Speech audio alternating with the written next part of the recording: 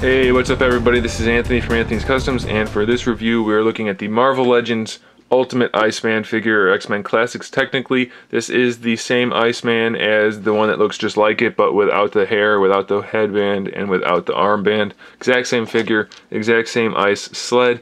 The only difference for this guy, like I said, is the head sculpt. He's got that bandana and the other face, and he's got that painted on armband, which is pretty sloppy, and the knot, the tie coming out of the back. So it's still a pretty cool Iceman figure, especially if you're an Iceman fan. You like the bandana motif, and this is a nice addition to the collection. It's not ultimately necessary if you have the other one that's built on this body, because that's a pretty good figure as well. I would recommend either this one or that one, though. The other Iceman is not my cup of tea, and then we know the 5-pack one looks like cereal milk, so we probably don't want to go for that one. This guy stands just about 6 inches tall, so it's pretty much in line with the Marvel Legends. I'm pretty sure he shares most of the Angel body, if memory serves. It actually looks better on him though, since he's all the one color with the pearly paint on there, so it looks pretty good. As far as the articulation goes, the head is on a hinge and a swivel, so everything you need to do, no problem. Ball hinge shoulders plus the vertical butterfly joint, so you can get his arm up there and it looks a little more natural, I guess. I don't know if it really accomplishes much. Maybe it looks a little bit better, I guess. Bicep swivel, double jointed elbows, wrist swivel in the forearm, and then a wrist hinge and a finger hinge. Same thing on this side. Actually, this is the same body as Silver Surfer, which I think came out first, even before Angel.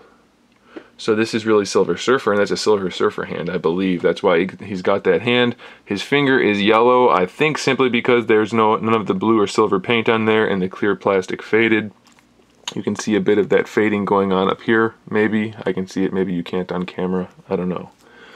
He's got a pretty good ab crunch. You just have to look out because they tend to not get the silver paint inside where the ab crunch is, but it works pretty well. Waist swivel, T-jointed hips with a thigh swivel, double jointed knees, really good range of motion. There's a shin swivel, ankle pivot, a little bit of an ankle rocker, and a toe hinge. So ankle hinge, toe hinge, really all the articulation you could want. It's on a pretty generic looking body, so it's actually okay for him. Pretty good musculature. The shoulders are a bit bulbous, but that's pretty, it's kind of what they tended toward in the earlier Legends figure. So I can look past that. It's still a pretty decent Iceman figure, and that clear plastic with the translucent blue paint with the silver paint on top gives it a really nice effect.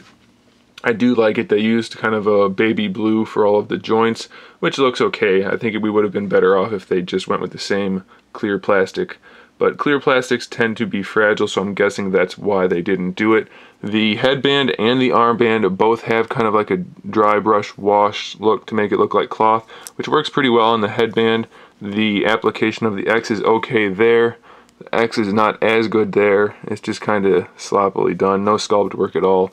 But the knots for either one are done really well, and the sculpt work on the headband is done well. So I'm pretty happy with this figure. I'm glad I got it to finish off my Iceman collection, and I do have to recommend it.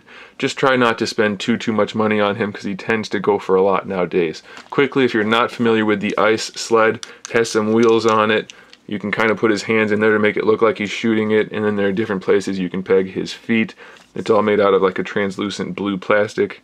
This part is almost the same paintwork as on his body, but there's no silver, it's mostly white. This has no paint on it, and then there's a little bit of white frosting on the bottom. It's an okay accessory. I probably won't use it myself.